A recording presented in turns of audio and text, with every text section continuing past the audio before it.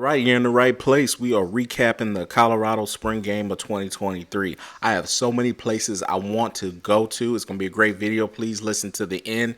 I want to start with Coach Prime.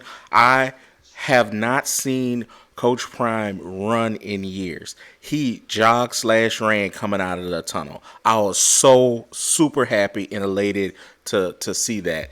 Even with the field conditions, just to see him run. You know, it's been a long journey with his surgeries and with his toes and with his just general walking, just to see him run. I didn't know he could do that. I remember seeing a well off video maybe 2 months ago. He was walking around Folsom Field and he was like, man, I wish I could run. Man, I wish I could run. But I could see it. I could see it. And I saw that today. And for me, it was just a personal thing. I was excited about it. All right, let's get to some of the stuff and the observations I got. So I've played in 2 spring games and I was injured for another. Most spring games are glorified scrimmages, and I'm not saying this wasn't it, but it's usually really sloppy, lacks intensity at some points. It can't replicate game day against an actual opponent. You know, you try, but it's not an actuality, and that's why you have coaches that are pushing, including Coach Prime, for opponents in the spring. It's money motivated, to be honest with you, but it is true.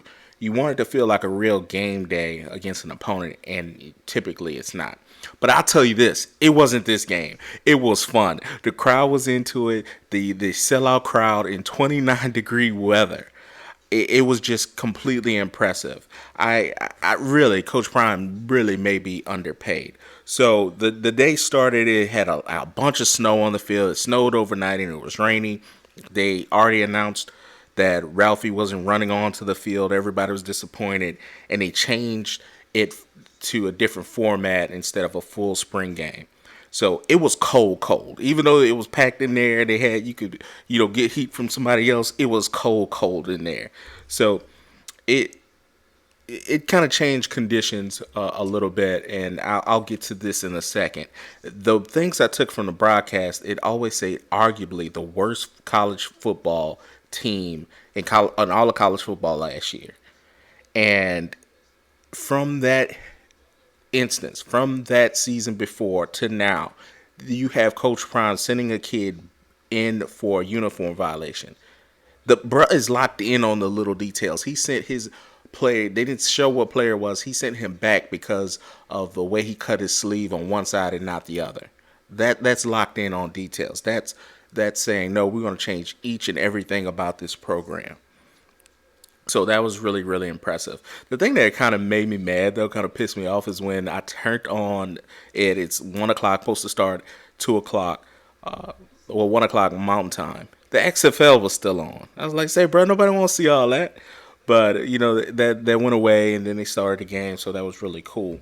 One thing I will say that was odd, but I kind of understand it.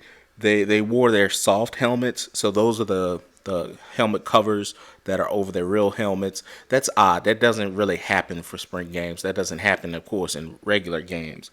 But I thought about it. It was cold, so that means the field could have been harder than what it normally is due to the weather. It snowed all that morning, so that could have been a factor in that decision as a safety precaution, because spring games is live. Like, you have your helmet, you have your full attire on, all right?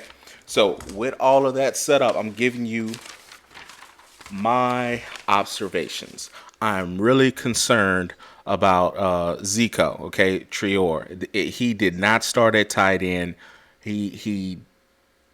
Colorado did not release an official depth chart before the game, but I remember looking for him. They gave out these things that are screen that said, hey, these are the kids and their numbers. Not everybody earned a number, but they had a number on for the spring game. And Mr. Traore was number 18, and I was looking for him. I wanted to make sure I saw him. I wanted to see how he actually played. And I remember just thinking, I haven't seen him much on a lot of the videos. I'm like, maybe he's just locking in. Maybe that's the case. But no, that's the first thing from the case. I saw him number 18. 18 didn't come out for the ones. He's not starting. So now I'm like, well, what's going on? And I read this graphic, okay? So I want to make from college transfer portal. They had the notes from the spring game. They said basically, the defense is shaky, no depth. But the thing that stood out, they need to upgrade at tight end badly. And when I saw that, I just thought about Ziko and how I really didn't see him throughout the past few weeks. The spring game, he never earned his number, and now he's not starting. So I'm really concerned. I don't know what the transfer rules are about transferring one place and then to another. Who knows? Fully expect him to stick it out, but that's completely concerning because to me that's telling me the tight end room is average, and that's not what he was billed to be when he was announced that he was transferring from Arkansas State to Colorado. All right, so the next thing, the DB's got to go. Okay, let's just be real, right? Okay, the Colorado Buffalo defensive backs, for the most part, they have to go. I really do. I mean, I've been trying to be nice about it, and I really thought they would put on a better a better show for the spring game as far as hitting, as far as being on their assignments. This was their chance to step up, especially in a sold out crowd. There is no, outside Ohio State, people don't sell out their spring game like that. This was a big time thing. They probably had more people in there than the prior year, and they disappointed. I'm just gonna flat out say it. Trevor Woods, 43. He was one of the first defensive backs to earn their number. He's not good. The only person that I can say he's decent is Simeon Craig, and he's decent. All right. Throughout the whole spring game, they were blowing assignments. I don't know what it was. I don't know if it's some kind of miscommunication, whatever. A lot of receivers were wide open. And, you talk about Lamonius Craig having his 98-yard touchdown, which was it was a great play, but, I mean, the guy was wide open. That's what happens. Travis Hunter's first touchdown that they showed, they didn't cover him. They were talking to Coach Prime on the sideline. The first thing out of his mouth was, "How you don't cover Travis Hunter?" He's like, "That's the first person you cover, maybe double cover." So I'm sorry, they need to go. They were all around sloppy.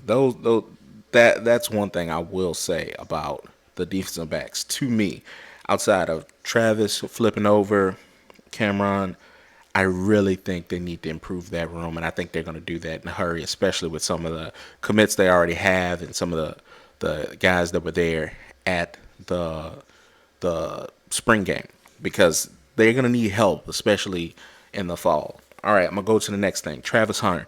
He, you know, he's the only really person with a great jersey on, so he could switch from one side to the next. The other people, the people in the silver jerseys were special teamers, but he was the only person in a gray jersey. That's how you know you good. And he had his touchdown out of nowhere. Again, he wasn't covered. I know my defensive coordinator, Coach Kelly, was hot. Like, how do you not cover him? The best defensive play all day was a blocked PAT for a 2-point conversion by Jeremiah Brown. So it didn't. I wasn't impressed. Shedeur was everything. Like, he was consistent. When you talk about consistency, you see that he has very impressive progression reads. He goes from one side to the next. All right. The thing I want to say about Travis Hunter, Coach Prime said he is a top 5 pick on offense or defense. Whatever side they want him to play, he could be a top 5 pick. I mean, I haven't seen. I mean, it's crazy to think about that. It really is. I don't know. As a receiver, I think he's really, really good, but I don't know if he's top 5 good. I really don't think that when you talk about, it depends on the draft class. First of all, you always got to depends on the draft class. You can see that now with the quarterbacks this year. That Anthony Richardson has no business being talked about as a top 15 quarterback, being taken top 15 in a normal regular year. It just doesn't. It's not. He's pushed up because of the lack of talent in the quarterback class. All right. So that goes into everything. So if they wanted Travis Hunter to be a wide receiver, if he was a wide receiver only, he's very, very good. But you think about the only wide receiver I could think of in the last however many years that won the Heisman was Devonta Smith, and he went top 10. He went to number 10 to the Eagles. Now, I get that he may not be a physical, presence. He's not like a DK Metcalf, but he still won the Heisman. He was explosive, much like Travis Hunter is explosive, can get touchdowns and catch the football. The thing is, he still went top 10. So I don't know per se he could be top 5 wide receiver. Top 5 DB, yeah, you can see it. It's right there. He can do what they ask him to do and be on whoever receiver they need to. They need to put him in a slide. You need to put him on the boundary. The kid competes. I could completely see him being a top 5 uh, pick coming off the board, like, easily. But wide receiver, I don't know. But he has all the faith in the world, and who am I to question that? Okay, the next thing I want to say is I want to recap. I'm gonna go over the Buffaloes that impressed me the most. All right, number one out of that list, Lil Mathis can play, man. Kevin Mathis' son, he can play. I was very impressed by him. He had great routes. He made things happen. He caught the ball, and he was able to make catches. Yards after the catch, and that's really, really key. He was one of those people that they actually did cover, So he's able to sit in zones well. I really like what I saw out of Lil Mathis. The next person was Dylan Edwards. He's a low, elusive runner. He kind of reminds me of Jones Drew. If he gets bigger like that, like a little bit more weight on him, they are the worst running backs to play as a linebacker. I'm here to tell you that the short and heavier back, you really can't see them between linemen. They only appear in the hole once you see them. And the low man wins, and they already low. So they have the weight, especially if you have a heavier running back like Jones Drew. He's not a scat back. They can light your ass up and embarrass you.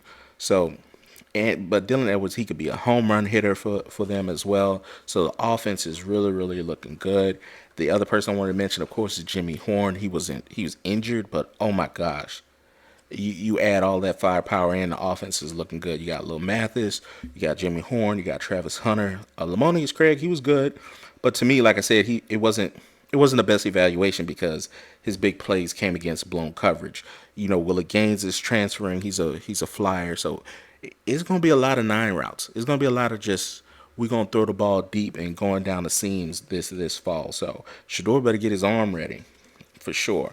So without a doubt, the offense will score. Even with a packed wide receiver room, there will be room for substitutions. And unfortunately, there'll be injuries. For example, Jimmy didn't even play this game. So injuries and substitutions, because wide receivers are like no other position. There are so many of them on each play in a spread offense. You can easily get guys in and out and get them some playing time. All right, I know I'm going long, so I'm going to finish with this. Last, I want to say congrats to Deion Sanders. I'm so proud for him cashing in on his opportunities and doing it his way. That place was packed in below freezing weather, and there's more recruits coming. The energy in that place was crazy. Bruh said that a guy who was there said he tried to get nachos, but the lines were too long. He had never experienced that before. Coach Prime is putting asses in seats. Offense is high powered, and he has a great team going into summer workouts. He's a top of a Power 5 school and got them talking about winning.